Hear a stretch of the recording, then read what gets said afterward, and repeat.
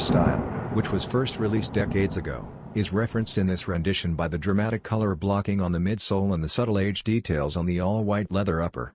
Remarkably, the pair sports a detachable Velcro tongue patch, a design element that hasn't been frequently utilized on the Jordan 4 since the mid-2000s when its rare logo first appeared. In place of the Jumpman logo or the original flight script, the sample provides a customizable approach that echoes Jordan Brand's modular branding experiments. In keeping with heritage fashion, the heel tab replaces the typical Jumpman with the iconic Nike Air branding, while the midsole reinstates the beloved black, red, and blue color scheme that was part of the original Rare Air color scheme. Although the exact version is not anticipated to be released, it provides insight into Jordan Brand's ongoing process of revisiting and refining earlier concepts.